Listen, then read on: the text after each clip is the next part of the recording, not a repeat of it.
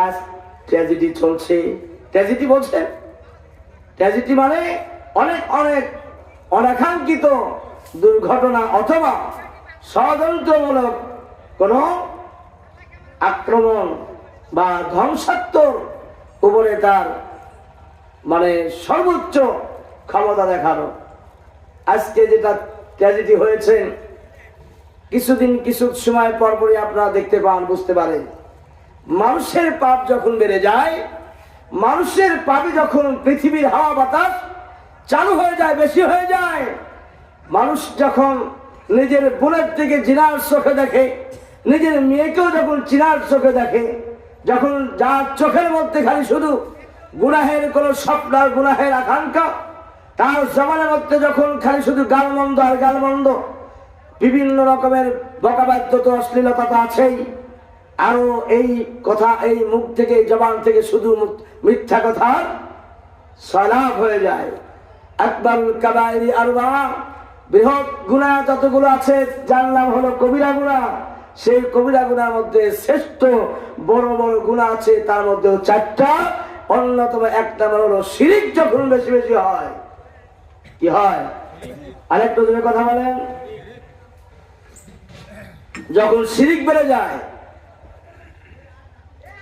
যখন শিরিক বেড়ে যায়, আমাদের দেশে পীরের অভাব নাই, আছে পীর সাহেবের অভাব নাই, বিভিন্ন তবকার কোন অভাব নাই, বিভিন্ন বিভিন্ন কথার মধ্যে মারে পেছের অভাব নাই।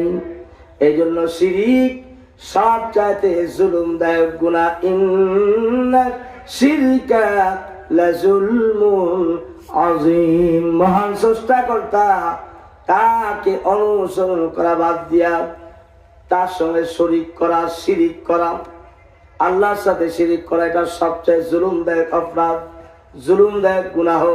2 নাম্বার হলো, 1 নাম্বার শিরিক করা, 2 নাম্বার হলো প্রত্যক্ষ ভাবে আর পরোক্ষ ভাবে আপনি হুকুমদাতা ভাবে অথবা আপনার ফিল্ডে, প্ল্যাটফর্মে, স্পটে বা আপনি ওই জায়গাতে প্রত্যক্ষ ভাবে আপনি খুনের সাথে জড়িত হওয়া, হুকুমদাতা হওয়া, পরোক্ষভাবে হুকুমদাতা হওয়া, প্র্যাকটিক্যাল নিজে থেকে আপনি অংশগ্রহণ করেছেন, সেটা হলো খুনের সাথে খুন করা।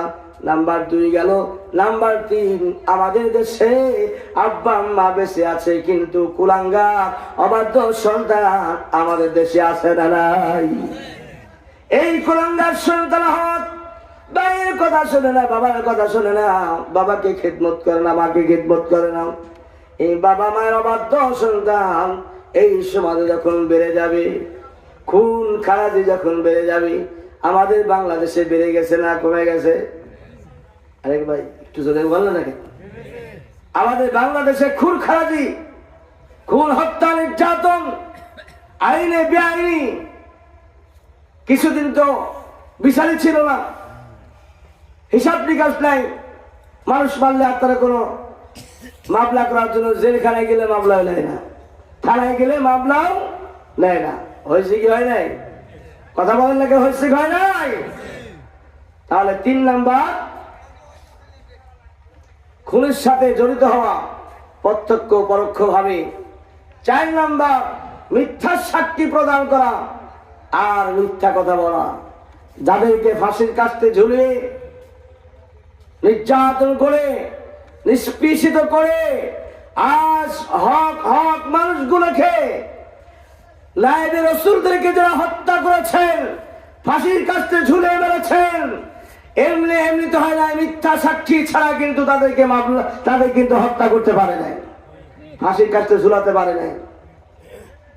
এমন এমন দুঃসাহসী মানুষগুলোকে সাজিয়ে কুজিয়ে নিয়েছে, কাঠগড়ায় দাঁড়িয়ে আলেম ওলামা, আল ওলামা তাতুল আম্বিয়া, লাইবে রাসূল, ইয়াখশাল্লাহু মিন ইবাদিল উলামা, সর্বোচ্চ আল্লাহর ভয়ভীতি যাদের মধ্যে আছে, যারা যারা যে ফাঁসির কাস্তে ঝুললে আমাকে মৃত্যুবরণ করতে হবে, কিতাব পড়েছেন, হাদিস পড়েছেন, আল্লাহ এবং রাসূলকে মেনে বিগ বস হয়েছেন, ইসলামের বার্তাবাহক, ইসলামের কথা বলে যারা পৌঁছে দিয়েছেন, আজ তারা জানা সত্ত্বে কিন্তু অপকর্ম করে নাই, অথচ তাদের বিরুদ্ধে অপপ্রচার চালিয়ে মিথ্যা সাক্ষী দিয়ে আজ এই বাংলার জমিন থেকে অসংখ্য মানুষকে খুন করেছে, গুম করেছেন, আয়না ঘরে নিয়ে নির্যাতন করে মেরেছে, অবশেষে মানুষের সামনে ফাঁসির কাস্টে ঝুলে ঝুলে মেরেছে। কথা কি মিথ্যা বলছি না সত্য বলবা? প্র্যাকটিক্যাল কথা। আপনারা সকলেই তো রাজ সাক্ষী, যেগুলা হয়েছে আমাদের সাথে, যেগুলা হয়েছে ইসলাম প্রিয় মানুষের সাথে, ইসলাম প্রিয় আলেম ওলামাদের সাথে, ইসলাম প্রিয় মসজিদের ইমাম সাহেবদের সাথে যা হয়েছে পৃথিবীতে ইতিহাস করে গিয়েছে। অথচ আল্লাহর মার দুনিয়ার মায়ের বিচার দুনিয়াতে না হলেও আখিরাতে হবেই। আর এই পৃথিবীর থেকে যে কিছু অল্প বিচার আপনা মিনাল আযাব, আযাবের মধ্যে কিঞ্চিত পরিমাণ আযাব, তোমার গুনাহের উপরে আমলনামা ফালনামা দেখে মানুষের স্বচক্ষে বিচার হবে, হিসাব হবে, সেটাও আমাদের সামনে অপেক্ষা করতেছে। কথা বলে বোঝেন নাই? এবং কথা কি বোঝেন নাই? অপেক্ষা করছে। তাহলে মিথ্যা বলা, মিথ্যা সাক্ষী দেওয়া, এই পাপগুলো যখন জমিনের মধ্যে ভরপুর হয়ে যাবে তখন তিনটা শাস্তি অটোমেটিক ভাবে আসবে। এক নাম্বার হলো, বলেন তো দেখি, আগুন যদি লেগে যায় আগুন নিবারণের জন্য প্রথম নাম্বার মেডিসিন হলো পানি। প্রথম নাম্বার কি? পানির কাজ কি বলেন? আগুন নিভায় দেওয়া। আগুন নিবানোর জন্য পানি তো যথেষ্ট, কিন্তু দেখেন মাঝে মধ্যে ওই পদ্মা মেঘনা যমুনার মধ্যে মাঝে মধ্যে স্টিমার গুলো, বড় লঞ্চ গুলো আগুন লেগে যায়। আগুন লেগে একেবারে ওই পানির মধ্যে বাষ্প হয়ে যাচ্ছে, পুরো ছাই ছাই হয়ে যাচ্ছে। বলুন তো দেখি, সেই পানি যতই মারে ততই আরো বেশি করে আগুন ধরে পড়ে যায়। এই পানির কোনো ক্ষমতা নাই। এত পানি, চতুর্দিকের পানি, ইচ্ছে করলে পানি আগুনকে নিভাই দিতে পারে। রানা প্লাজা পুড়ে গেল ঢাকাতে। আজ এখানে যারা বসে আছেন 70-80 বছরের বুড়া মুরব্বী বাবাজিরা, আমাদের বয়স তো অত বেশি হয় নাই, কিন্তু আজ থেকে যদি আপনি পূর্বে চলে যান 20-25 বছর আগে, আরো আগে যদি চলে যান 30 বছর আগে, আরো যদি আগে চলে যান 40 বছর আগে, মনে হয় ঢাকা শহরের মতন জায়গাতে বছরের মধ্যে 2 বছর 5 বছরের মধ্যে একটা আগুনে পড়ে মেল কারখানা, বড় বড় ইন্ডাস্ট্রি পড়ে যাওয়ার, নমুনা পড়ে যাওয়ার ঘটনা 40 বছর আগে কিন্তু এত ঘটে নাই।